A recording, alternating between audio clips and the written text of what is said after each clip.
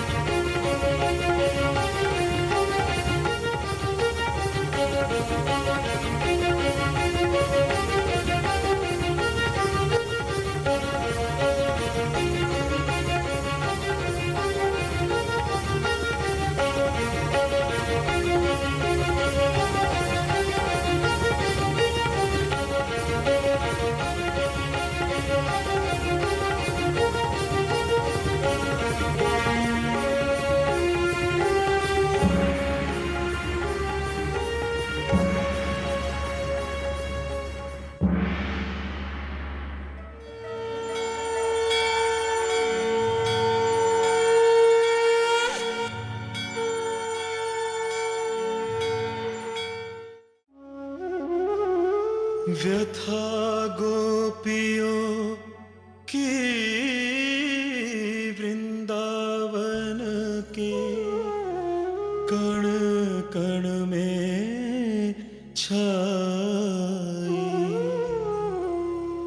बरस मास दिन बीते कान्हा ने सुध बुध बिसराई।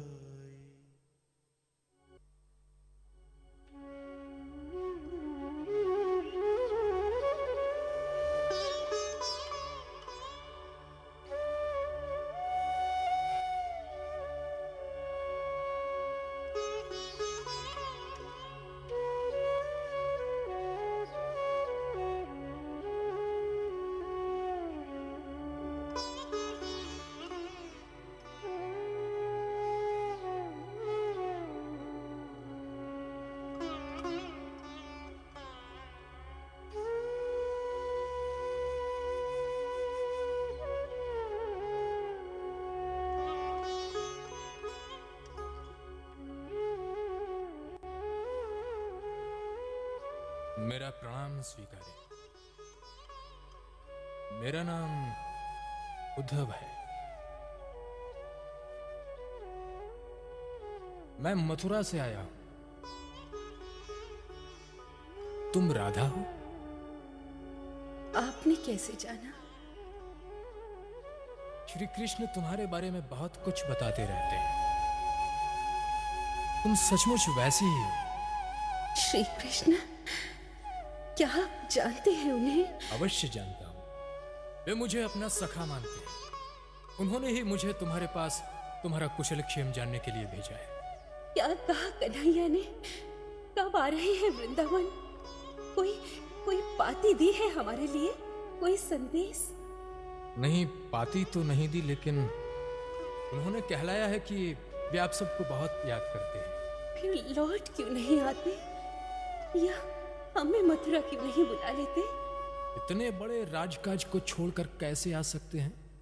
उनके लिए अब मथुरा छोड़कर वृंदावन आना संभव नहीं है। वे अब पहले वाले गौओं के ग्वाले नहीं हैं, मथुरा के युवराज हैं। अब आप श्री कृष्ण को भूल जाइए। भूल जाएं? कृष्ण को भूल जाएं? हम लोग स्वयं को भूल कर भी उन्हें नहीं भूल पाए हैं। उद्धव, कृष्ण हमारी स्मृति में नहीं, आत्मा में बसते हैं। ये शरीर भी न रहा तो भी हम उन्हें स्वयं से कैसे अलग कर पाएंगे? आपकी विरह वेदना को मैं समझता हूं, किंतु इस नश्वर संसार में किसी एक व्यक्ति के लिए पूरा जीवन नष्ट तो नहीं किया जा सकता। आप सबको भी अपना जीवन अपनी तरह जीना चाहिए। आपको श्री कृष्ण के बिना जीना सीखना होगा। कैसे उद्धव, कैसे? कान्हा के बिना जीवन में बचा ही क्या रहेगा जीने के लिए? बहुत कुछ है। यह जीवन किसी एक व्यक्ति मात्र को समर्पित करने के लिए नहीं है। यदि समर्पण ही करना है तो उसे प्रभु के चरणों में समर्पित कीजिए, जो अपरंपार है, अनादि है, जिसके स्मरण मात्र से मनुष्य के सारे दुख दूर हो जाते हैं। उस प्रभु को याद कीजिए। उसके ध्यान में स्वयं को लगाकर अपने इस जीवन को धन्य कर लीजिए। आत्मा का संबंध परमात्मा से जोड़िए, न कि एक साधारण मनुष्य से। उस परमात्मा के ध्यान में ही परम आनंद है, मुक्ति है, मोक्ष है।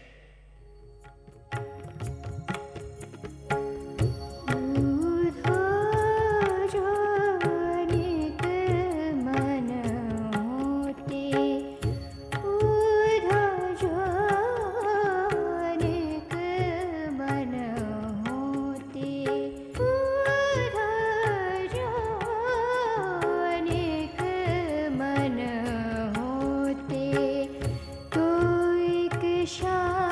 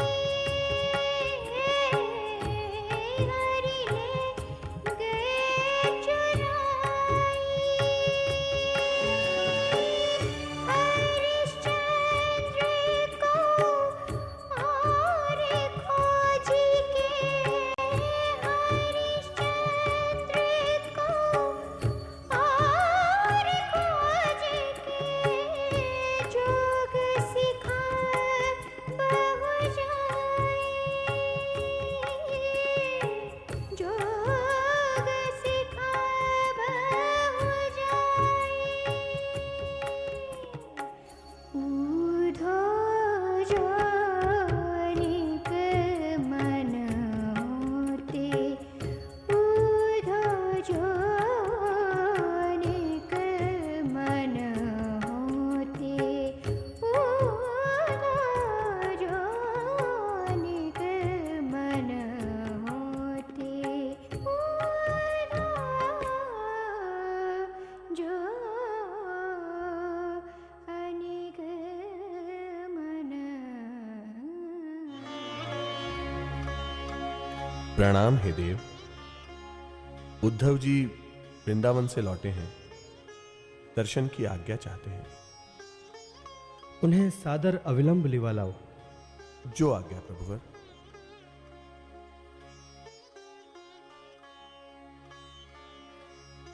आओ आओ मित्र, आओ। मैं तुम्हें स्मरण कर ही रहा था। वृंदावन के समाचार जानने को मन बहुत आतुर हो रहा था। वहां सब कुशल से तो है ना? हे श्री कृष्ण, वृंदावन के समाचारों को शब्दों में बांधकर बता सकने की कला और क्षमता मुझ में नहीं है। मैं तो केवल सूचित करने आया था कि मैं लौट आया हूं। क्या हुआ? कुछ अनिष्ट हुआ है क्या वृंदावन में? हे मित्र, मेरे धैर्य की परीक्षा मत लो। मुझे अविलंब बताओ कि कैसे हैं सब लोग वहां। हे माधव, आप मुझे अपना सखा मानते हैं। इस संबंध की घनिष्ठता और दायित्व का निर्वाह करते हुए वृंदावन के समाचार का सही वर्णन संभव नहीं है, किंतु आप आशंकित न हो, वैसी अनहोनी कोई नहीं हुई है। उद्धव, तुम्हें मेरी शपथ है, साफ साफ क्यों नहीं बताते कि हुआ क्या है? हे घनश्याम, वृंदावन में जो कुछ मैंने देखा सुना, उससे आपके प्रति मेरी आस्था और विश्वास को ठेस पहुंची है। क्यों उद्धव? राधा व अन्य सभी गोपियों से इतने वर्षों से आपके बहुत घनिष्ठ संबंध रहे हैं, किंतु जब से आप मथुरा आए, आपने अब जाकर उनकी सुध ली, वो भी मात्र एक संदेशवाहक के माध्यम से। हे श्री कृष्ण, मैं भी तो आपका मित्र ही हूं। मेरे मन में यह शंका उत्पन्न होना स्वाभाविक ही है कि किसी दिन आप मुझे भी उन्हीं की तरह भुला। उद्धव, ये क्या कह रहे हो तुम? ऐसा नहीं हो सकता। फिर ऐसा क्यों हुआ माधव कि जो गोपियां आपके विरह में तिल तिल जल रही हैं, अपनी सुध-बुध खो चुकी हैं, आपने उन्हें इतनी आसानी से बिसरा दिया? नहीं मित्र, राधा को या अन्य गोपियों को मैं कैसे बिसरा सकता हूं? वे सब तो मेरे हृदय के स्पंदन में हैं, मेरी हर सांस में है। मित्र, तुम एक धार्मिक व्यक्ति हो। तुम्हारा क्षेत्र भक्ति का क्षेत्र है और ईश्वर तक सीमित है। तुम सामाजिक दायित्वों और व्यक्तिगत वेदनाओं के द्वंद्व को नहीं समझोगे। अब बता भी दो, क्या कहा राधा ने? क्या कहने की अपेक्षा रखते हो माधव? या अब भी कुछ कहने की अपेक्षा रखते हो? हे मित्र, उनकी विरह वेदना से मुझ जैसा रूखा सन्यासी द्रवित हो गया। तुम तो अत्यंत भावुक व संवेदनशील हो। क्या तुम नहीं जानते कि राधा ने क्या कहा होगा? जानता हूं मित्र, अवश्य जानता हूं। बस चाह रहा था कि ऐसा ना कहा हो। बताओ मित्र, मैं क्या करूं? तृष्णा से संतप्त व्यक्ति से यह पूछना उपयुक्त नहीं होता मित्र कि उसे क्या चाहिए। मित्र, उनकी तृष्णा दूर करना, उनको इस विरह वेदना से मुक्ति दिलाना, उनमें नए जीवन का संचार करना तुम्हारा कर्तव्य नहीं, धर्म है। और मैं क्या कहूं? ठीक है मित्र, मैं अपने धर्म का निर्वाह अवश्य करूंगा।